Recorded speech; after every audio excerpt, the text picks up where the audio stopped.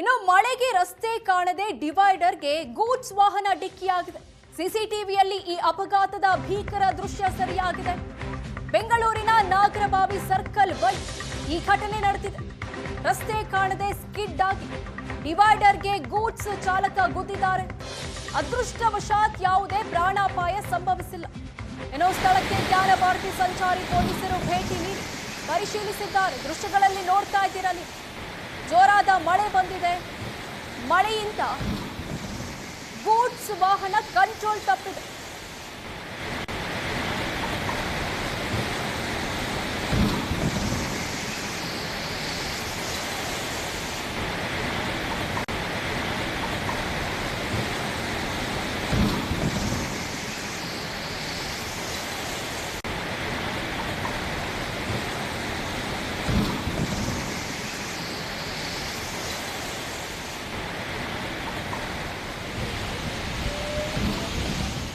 ಬೆಂಗಳೂರಿನ ಮಳೆ ಅವಾಂತರದ ಮತ್ತೊಂದು ದೃಶ್ಯ ಇದು.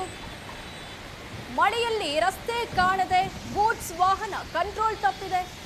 ಕಂಟ್ರೋಲ್ ತಪ್ಪಿದ ವಾಹನ ಅಂದ್ರೆ ಸ್ಕಿಡ್ ಆಗಿದೆ. ಸ್ಕಿಡ್ ಆಗಿ ಚಾಲಕ ಹೋಗಿ ಡಿವೈಡರ್ ಮೇಲೇನೆ ಗೂಡ್ಸ್ ವಾಹನವನ್ನ ಹತ್ತಿಸಿದ್ದಾರೆ.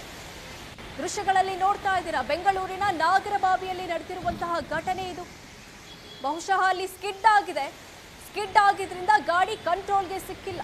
ಕಂಟ್ರೋಲ್ ಮಾಡೋದಕ್ಕೆ ಚಾಲಕ ಪ್ರಯತ್ನ ಪಟ್ಟಿದ್ದಾರೆ. ಆದರೂ ಗೂಡ್ಸ್ ವಾಹನ ಹೋಗಿ ಡಿವೈಡರ್ ಮೇಲೆ ಹತ್ತಿದೆ. ಸದ್ಯ ಯಾವುದೇ ಪ್ರಾಣಾಪಾಯ ಸಂಭವಿಸಿಲ್ಲ ಅನ್ನೋದೇ ಸಮಾಧಾನದ ವಿಷಯ. ಬೆಂಗಳೂರಿನ ನಾಗರಬಾವಿ ಸರ್ಕಲ್ನಲ್ಲಿ ನಡೆದಿರುವಂತಹ ಘಟನೆ. ಇನ್ನು ಜ್ಞಾನಭಾರತಿ ಪೊಲೀಸರು ಸ್ಥಳಕ್ಕೆ ಭೇಟಿ ನೀಡಿ ಪರಿಶೀಲನೆ ಮಾಡಿದ್ದಾರಂತೆ.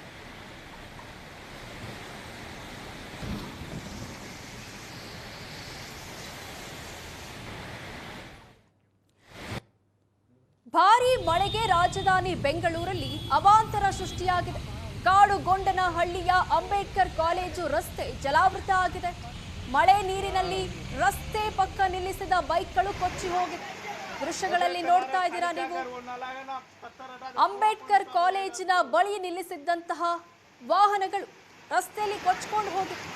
ಸಂಜೆ ಸುರಿದಂತಹ ಒಂದೇ ಮಳೆಗೆ ಆಗಿರುವಂತಹ ದುಸ್ಥಿತಿ ಇದು.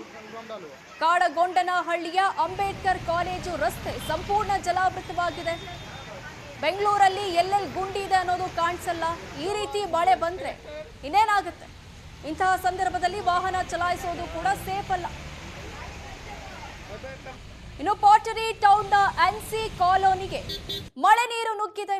ಭಾರೀ ಮಳೆಗೆ 15ಕ್ಕೂ ಅಧಿಕ ಮನೆಗಳು ಜಲಾವೃತ ಆಗಿದೆ.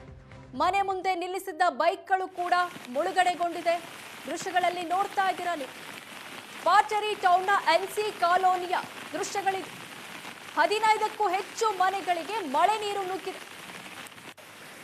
ಜಲಾವೃತ ಆಗಿರುವಂತಹ ದೃಶ್ಯಗಳನ್ನ ನೋಡ್ತಾ ಇದ್ದೀರಾ. ಮನೆಗೆ ನುಗ್ಗಿಬಿಟ್ಟಿದೆ ಇಲ್ಲಿ ನೀರು.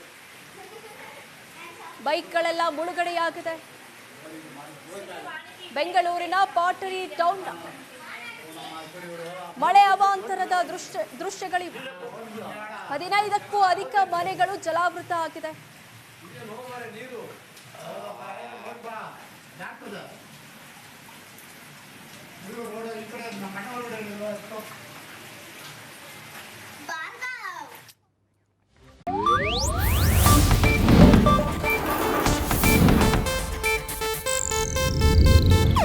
ಇದು ಏಷ್ಯಾನೆಟ್ ನ್ಯೂಸ್ ನೆಟ್ವರ್ಕ್ ಪ್ರಸ್ತುತಿ.